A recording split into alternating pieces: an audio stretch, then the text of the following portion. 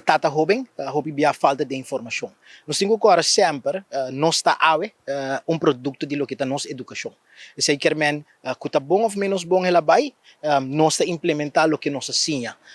É importante para durante o momento que nós está bezig com nós opvoeding aqui, nós para que to aqui nós está, para que nós está, maneira que nós está, e nós por decidir ora aí como tata, que nós vai seguir do na nossa e que nós está bisa, essa aqui como hanya de promena ya, minuto vai seguir com ele. Então, o projeto aqui está encerrar eigenlijk tatayonan também, não somente tatayon, mas também pessoas que têm intenção de vir a tata. No momento que você ganha, que sai na tenha roupa informação, na bom preparar agora aí para no momento que você vir a tata.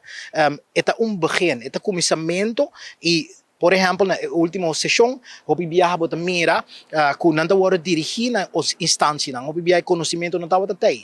Porque eu também quero passar em diferentes fases, não, eu também quero passar em diferentes lifestyle categoria. E cada lifestyle categoria também está encerrar certo conhecimento que você tem, para que aqui você guiar mais melhor possível, você guiar para por hora aí desenvolver todo o seu talento não que tem. Então, é hora que você seguir full projeto aqui, minha bisabo for de young caba, que está tata na young, ou que a pessoa não tem intenção de vir a tata, você mira que não há instrumento não, tips não, para que hora que a situação não apresentar, ou promete que não apresentar, ou de caso aqui informação de outra instância não, na onde não por bate porta para informação, por exemplo.